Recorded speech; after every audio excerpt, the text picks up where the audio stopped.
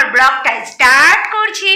আর এখন সময়টা বলে দিই, এখন সময় হচ্ছে 2:35। আর বলো না, সারা রাত ধরে ঘুমাচ্ছি না, সকালবেলায় ঘুমাচ্ছি আর সারাদিন ঘুম পাচ্ছে, কি করব। তারপরে এখন হোটেলে যেতে হবে। সোনাই বললো, আমি আজকে সকালে ব্রেকফাস্টই করিনি। সোনাই ওই ঘুমের ঘরে খাইয়ে দিয়ে গেছে সকাল ওই 10টার দিকে 2টো বিস্কিট আর একটা কলা। আর আমি কিছু খাইনি। ফোন করছে, ফোন ধরছি না, অনেকক্ষণই উঠে গেছি, সমস্ত ঘরের কাজকর্ম করলাম। সোনাই ফোন করছিল, ফোন ধরছি না। তারপরে বললাম একবারেই খাবো, তুমি বাড়িতে আসো তারপরেই খাবো, জানো তো। আর কি করব। তারপরে এই তো দেখো সব ঘর ফরগুলো একটু ঝাড়টাট দিয়েছি উঠে ঘুম থেকে। আর আমার মায়ের এই ফটোটা ফ্রেমে বাঁধিয়েছি, কেমন হয়েছে দেখো তো।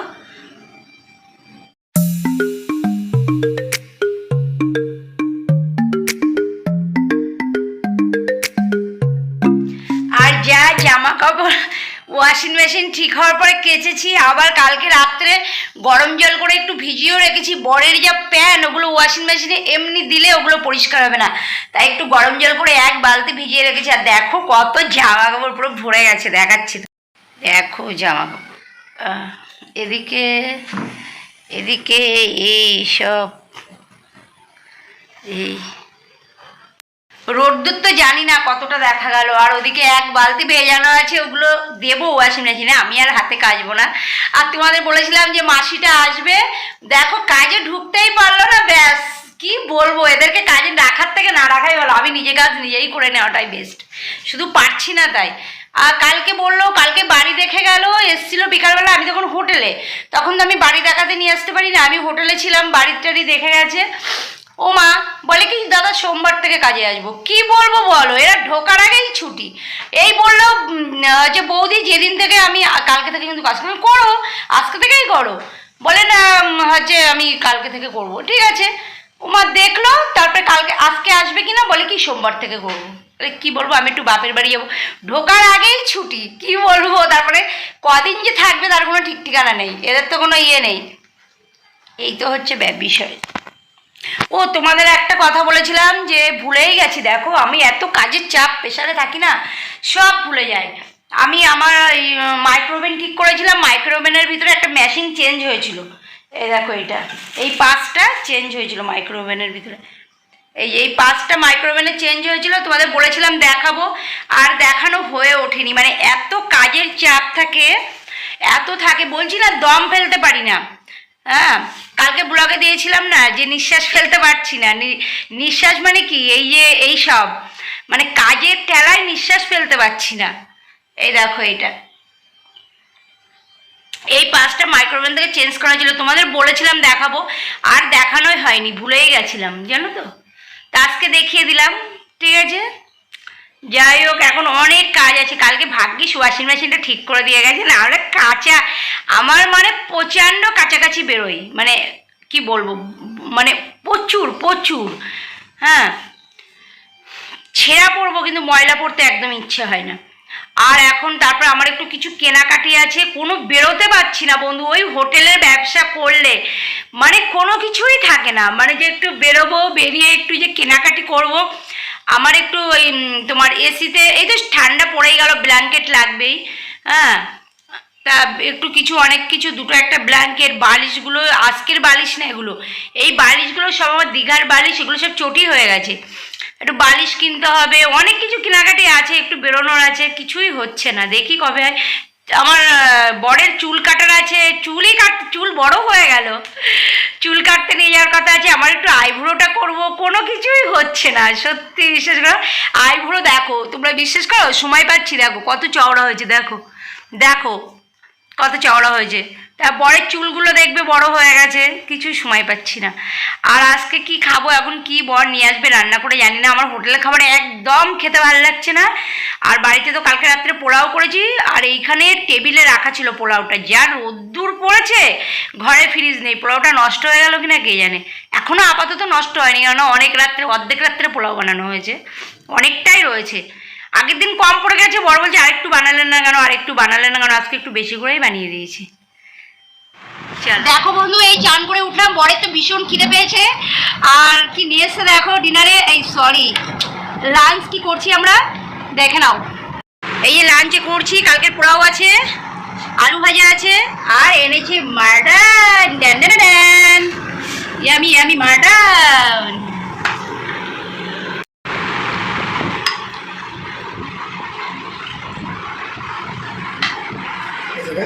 আর দিও না।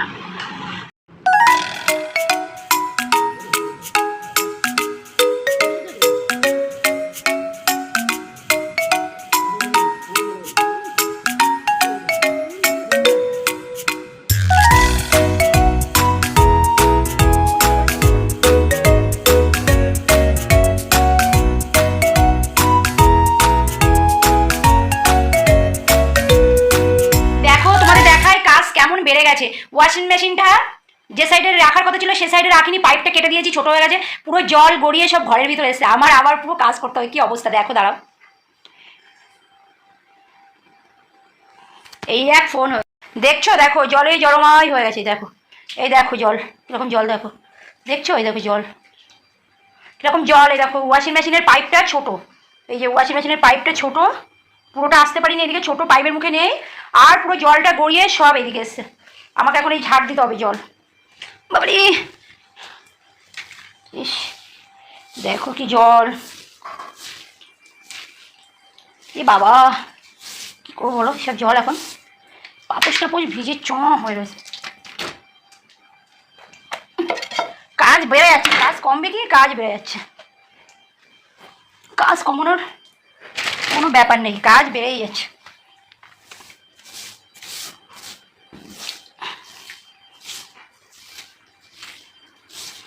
নদী হয়ে গেল ঘরের ভিতরে।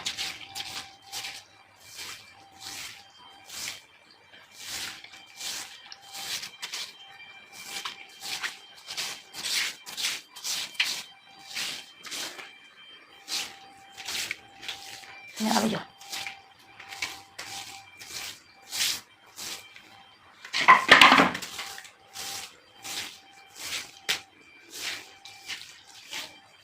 উড়ি বাবারে জল তো খাটের তলা ঢুকে গেছে গা, জল তো পুরো খাটের তলা হয়েছে, কি জল রে, ইয়ে বাবা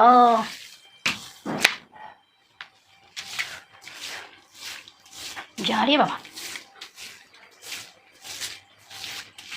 কি হয়েছিল এখন।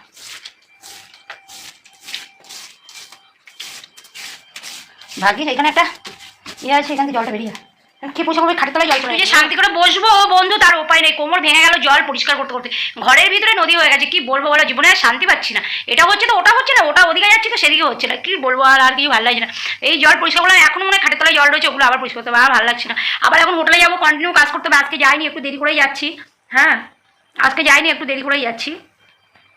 তোমার বর ঘুমাচ্ছে, আর আজকে একটা হাসির ব্যাপার হয়েছে, তোমরা শুনলে হাসবে, সত্যিই হাসবে।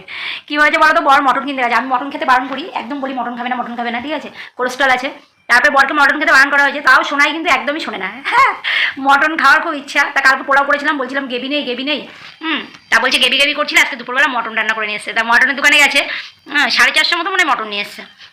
তা মটন 450 মটন একবারেই খেয়ে নিয়েছে। আমি বলেছি একদম আনবে না মটন, আনলে 200-250 আনবে, বলে 200-250 কী হয়, 450 মটন এনেছে তো একবারেই খাওয়া হয়ে গেছে, একটু নেই। তা মটন আনতে গেছে, দোকানে গিয়ে বলেছে বয়স্ক লোক খাবে সেইভাবে মটন দিন, মানে যেন হাড় না থাকে। আর দোকানদার বলছে তাহলে বনলেস দিয়ে দিই, 1400 টাকা কিলো। আর বলছে বনলেস 1400 টাকা কিলো। তো বলছে আপনি তো বললেন যে হাড় ছাড়া কি মটন হয়, তাই বলে হাড়ই তো ভালো লাগে, মানে অল্প হাড় থাকবে, নলির হাড়টারগুলো থাকবে ভিতরে, ওরকম ও ভালোবাসে। কিন্তু অনেক সময় জানেন তো মটনে না প্রচুর হাড় দিয়ে দেয়, মানে মাংসই পায় না, শুধু হাড়। তা আজকে মটনটা এত সুন্দর নিয়ে এসছে তো, মানে এত ভালো, মানে বুড়ো মানুষের নাম করে নিয়ে আসবে, তারা যদি ভালো মটন দেয়, মাংস থাকবে, হাড় থাকবে না। আর আমি শুনে হাসতে হাসতে, মানে কি বলবো, সোনাইয়ের কাণ্ড দেখে আমি হাসতে হাসতে পাগল হয়ে যাই। যাই হোক হলো, এখন এই কাজকর্ম করতে হবে, এক্ষুনি হোটেলে বেরোতে হবে। সোনাই মটন দিয়ে, হাড় ছাড়া মটন দিয়ে খেয়ে ঘুম দিচ্ছে, পোলাও আর বাসি পোলাও আর মটন, কি টেস্ট। এই যে বন্ধু এখন হোটেলে এসে এই যে বসলাম, রান্না বান্না হবে এইবার। বর এখন কি মাছ এনেছে, রাত্রে গিয়ে আবার রান্না হবে বাড়িতে, দেখো। এই যে বর মাছ এনেছে, এটা কি মাছের তেল,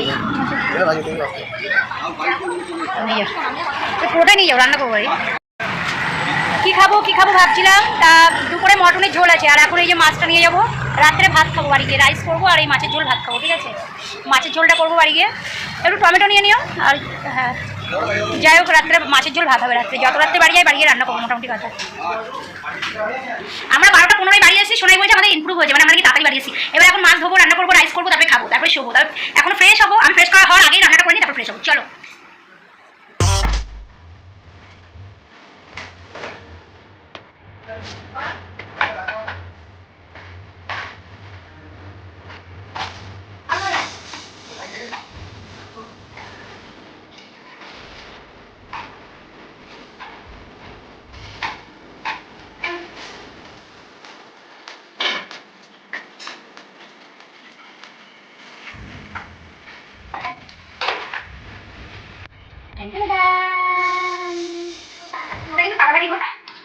পাতলা মাছের মোটা ভাজা হবে, পেঁয়াজ দিয়ে মাছের তেল ভাজা হবে, তাই তো? পেঁয়াজের জায়গা দিয়েছি, পেঁয়াজ কাটছি, সব দিয়েছি, আমি রান্না করছি। কিন্তু তোমরা কি দেখতে পাচ্ছ আমার এই কড়াইটা? বুঝতে পারছি না, দাঁড়াও ক্লোজ করে রাখা।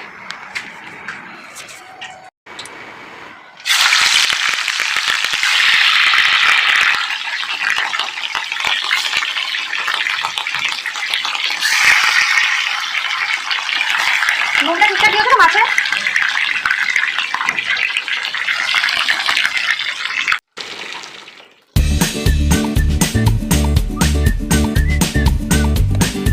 সোনাই সব কিছু কেটে রেডি করে দিয়েছে। এখানে পেঁয়াজ কেটে দিয়েছে, এখানে লঙ্কা ছিঁড়ে দিয়েছে, সব করে দিয়েছে, আদা রসুনের পেস্ট কেটে দিয়েছে, মাছের তেলটা ভাজি।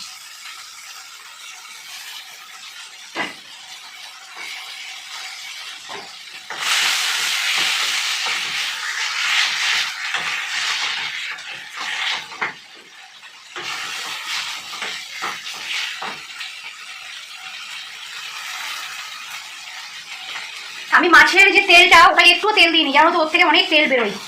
দুটো জাস্ট লঙ্কা দিয়ে দিচ্ছি, চেরা লঙ্কা।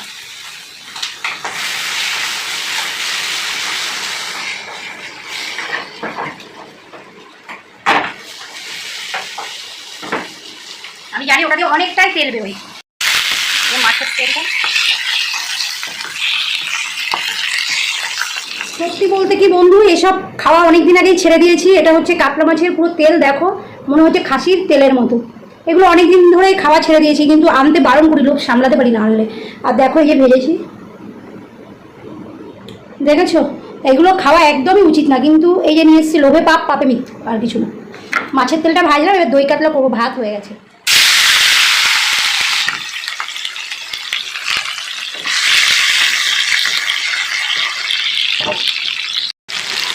স্বাদ মতো নুন দিয়ে দেবো বন্ধু। অনেকটাই রাত হয়ে গেছে, বড় বলতে রান্না করবো।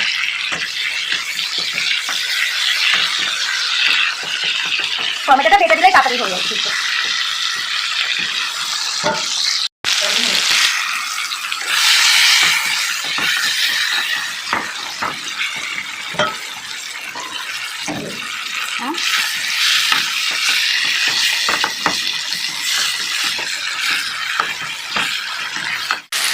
দেখো পেঁয়াজটা টমেটোটা লাল লাল করে ভেজে নিয়েছি। এবার একে একে সব মশলা দিয়ে দেবো। হলুদ গুঁড়ো দিয়ে দিয়েছি, এগুলো যাতে পুড়ে না যায়। এদিকে জল গরম বসিয়েছি, একটু হালকা জল দিয়ে দেবো, সব মশলাগুলো যাতে পুড়ে না যায়। ঠিক আছে, দিয়ে দিয়েছি। আমরা লঙ্কাগুলো খাই না, তো অল্প করে একটু দিয়ে দিলাম, টেস্টটা আসবে না।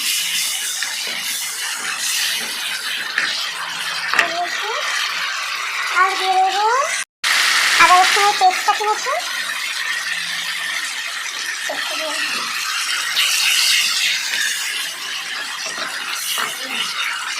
রাখো।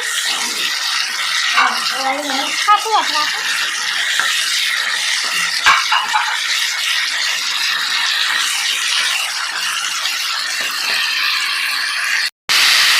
এবার দিয়ে দেবো একটু দই।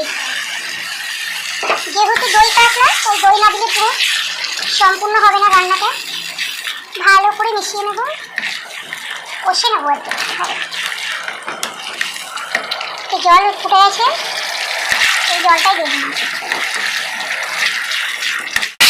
তুমি দেখো মশলা দাঁড়িয়ে তেল বেরিয়েছে, আমার মশলাটা কষা হয়ে গেছে। এবার আমি মাছগুলো দিয়ে দিচ্ছি, মাছের মুড়োটাও দিয়ে দিচ্ছি। পিস রাখলে হবে ভাজা। আর বাকি সব যে গরম জলটা রেখেছিলাম ওটাও দিয়ে দিচ্ছি।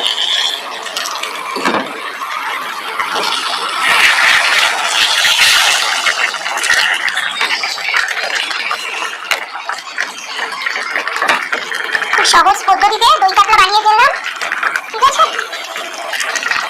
নামানোর আগে একটু শাহি গরম মশলা দিয়ে দেবো, ব্যাস।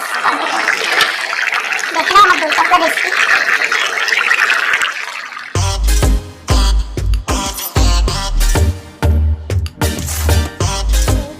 দই কাতলার ফাইনাল লুক বন্ধু, দেখো। ওহ ইয়ামি ইয়ামি। দেখো সোনাইকে তো বেড়ে সুন্দর করে খেতে দিতে পারি না, তাই আজকে রাত্রে বানালাম, খাবারটা বেড়ে দিলাম। এই যেখানে রাইস আছে, এখানে আছে মাছের তেল, এটা আছে মাছ ভাজা, আর এখানে আছে দই কাতলা। বসো বলো শোনা, তোমার খাবার রেডি অ্যান্ড সার্ভ। আনছি, তুমি বসো।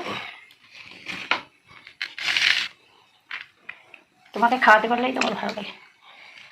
টেস্ট করে বলো কেমন আছে। ওটা তো মাছের তেল, মাছ যখন খাবে।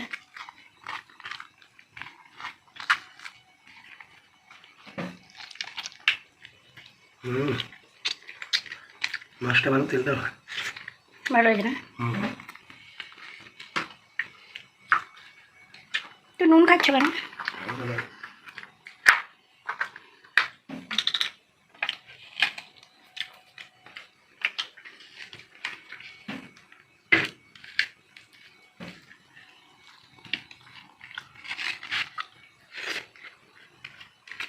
ভালো হয়েছে?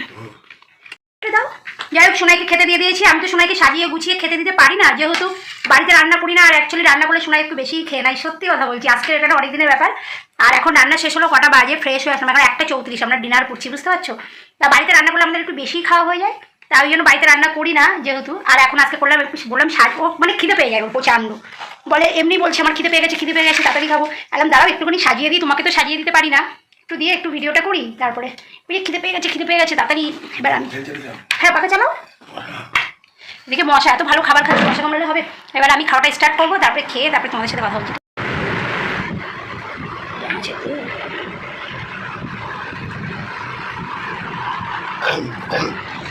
রাতের ডিনার মাছ ভাজা, মাছের তেল ভাজা, আর তার সঙ্গে এই যে এটা সরু সরু চালের রাইস, দেরাদুন রাইস, তার সঙ্গে দই কাতলা।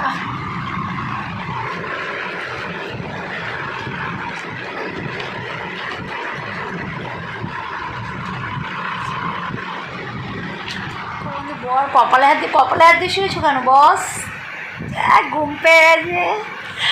আর দেখো বালিশের অর্ধেক, কভার আর অর্ধেক নেই। আর এই মাত্র খেয়ে দে, কটা বাজে এখন? 2:43। এই মাত্র ডিনার করলাম, ডিনার সেরে উঠে ওয়াশিং মেশিনে এক গাদা জামা কাপড় ছিল, ওগুলোকে বের করলাম, করে আলনায় মেলে দিলাম, মেলে দিয়ে আবার কিছু জামা কাপড় ওয়াশিং মেশিনে দিলাম। ওটা একবার ঘুরলো, আমি ওটাকে বন্ধ করে দিয়েছি, সকালে কাচবো। দিয়ে এই যে এসছি শুতে, তারপরে ভাবলাম যে না, ব্লগটা এন্ড করা হয়নি তো, তাহলে এন্ডটা করে দিই, নাহলে আবার এন্ড করাই হবে না। এই বাড়ি এসে রান্না বান্না করতে করতে এতটাই রাত। চলো বন্ধু, অনেকটা রাত হয়ে গেছে, 2:44 বাজে, ব্লগটা এন্ড করি। তা আজকের ব্লগটি আমি এখানে এন্ড করছি। আমার ব্লগটি দেখে আমার বন্ধুদের যদি একটুকু ভালো লাগে, লাইক, কমেন্ট, শেয়ার, সাবস্ক্রাইব যা যা আছে সব কিছু করে দিও। তাহলে আজকের মধ্যে টাটা। তোমরা কিন্তু ভালো থাকো, নিজেদের খেয়াল রাখো। বাই বাই আমার গোলাপ জামুন ফ্রেন্ড। চলো কালকে আবার দেখা হবে। চলো টাটা।